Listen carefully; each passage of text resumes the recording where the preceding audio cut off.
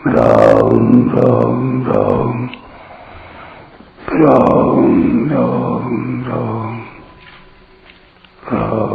राम राम नारायण नारायण। संबंध। पूर्व श्लोक में समष्टि संसार की उत्पत्ति की बात बताई। अब आगे के श्लोक में व्यष्टि शरीरों की उत्पत्ति का वर्णन करते हैं। सर्वयोनिषु कौन्तेय मूर्तया संभवन्ति या तासां ब्रह्म महद्योनिरहं बीज प्रदः पिता। हे कुंती नंदन, संपूर्ण योनियों में प्राणियों के जितने शरीर पैदा होते हैं उन सब की मूल प्रकृति तो माता है और मैं बीज स्थापन करने वाला पिता हूं। व्याख्या। सर्वयोनिषु कौन्तेय मूर्तयः संभवन्ति याः। जरायुज, अंडज, स्वेदज और उद्भिज संपूर्ण प्राणियों की उत्पत्ति के ये चार खानी अर्थात स्थान है।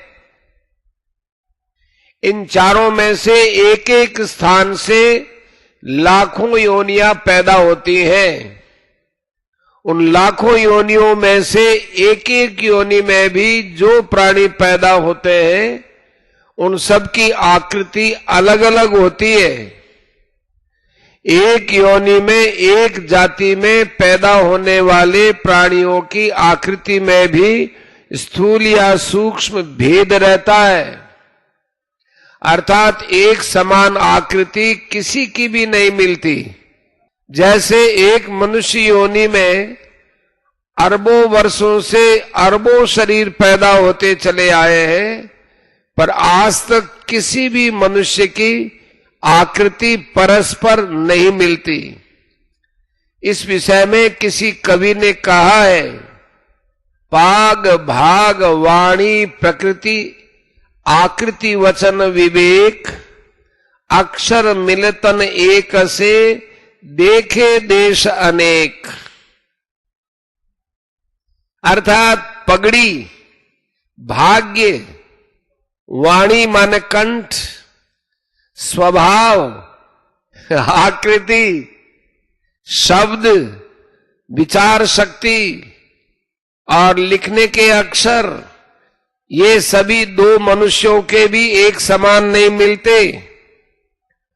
इस तरह 84 लाख योनियों में जितने शरीर अनादिकाल से पैदा होते चले आ रहे हैं उन सब की आकृति अलग अलग है। 84 लाख योनियों के सिवाय देवता, पितर, गंधर्व, भूत, प्रेत आदि को भी यहाँ सर्व योनिषु पद के अंतर्गत ही ले लेना चाहिए। तासाम ब्रह्म महद्योनिरहं बीज प्रदः पिता। उपर्युक्त चार खानी अर्थात 84 लाख योनियां तो शरीरों के पैदा होने के स्थान हैं और उन सब योनियों का उत्पत्ति स्थान महद ब्रह्म अर्थात मूल प्रकृति है। उस मूल प्रकृति में जीव रूप बीज का स्थापन करने वाला पिता मैं हूं। भिन्न भिन्न वर्ण और आकृति वाले नाना प्रकार के शरीरों में भगवान अपने चेतन अंश रूप बीज को स्थापित करते हैं। इससे सिद्ध होता है कि प्रत्येक प्राणी में स्थित परमात्मा का अंश शरीरों की भिन्नता से ही भिन्न भिन्न प्रतीत होता है। संपूर्ण प्राणियों में वस्तुतः एक ही परमात्मा विद्यमान है। 13वें अध्याय का दूसरा श्लोक इस बात को एक दृष्टांत से समझाया जाता है यद्यपि दृष्टांत सर्वांश में नहीं घटता, तथापि वह बुद्धि को दार्ष्टान्त के नजदीक ले जाने में सहायक होता है। कपड़ा और पृथ्वी दोनों में एक ही तत्व की प्रधानता है। कपड़े को अगर जल में डाला जाए तो वह जल के निचले भाग में जाकर बैठ जाता है। कपड़ा ताना माने लंबा धागा और बाना माने आड़ा धागा से बुना जाता है। प्रत्येक ताने और बाने के बीच में एक सूक्ष्म छिद्र रहता है। कपड़े में ऐसे अनेक छिद्र होते हैं। जल में पड़े रहने से कपड़े के संपूर्ण तंतुओं में और अलग अलग छिद्रों में जल भर जाता है। कपड़े को जल से बाहर निकालने पर भी उनके तंतुओं में और असंख्य छिद्रों में एक ही जल समान रीति से परिपूर्ण रहता है।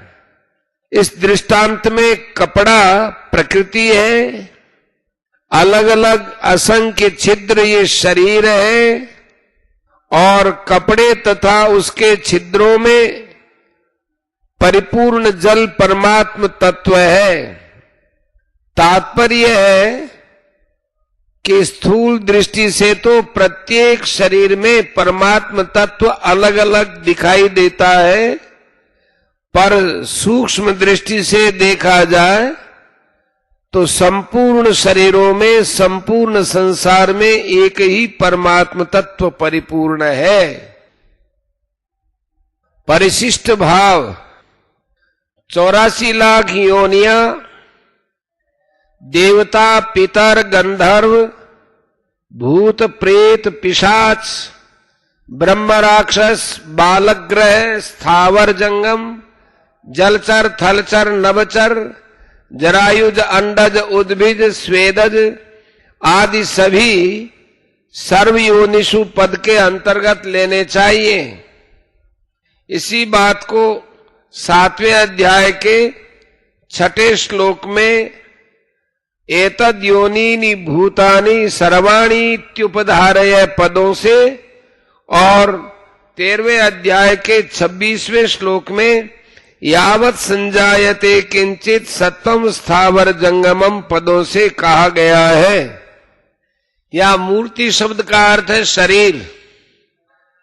इसके अंतर्गत मूर्त, अमूर्त, व्यक्त, अव्यक्त दोनों शरीर ले लेने चाहिए। पृथ्वी, जल और अग्नि मूर्त है, वायु और आकाश अमूर्त है। वायु प्रधान शरीर होने से भूत, प्रेत, पिशाच भी अमूर्त है। भगवान ने पहले दूसरे श्लोक में बताया कि प्रकृति का संबंध न रहे तो जन्म मरण नहीं होता, और तीसरे चौथे श्लोक में बताया कि प्रकृति का संबंध रहने से जन्म मरण होता है। इसी तीसरे चौथे श्लोक की बात को आगे 5वें से 18वें श्लोक तक विस्तार से कहा है।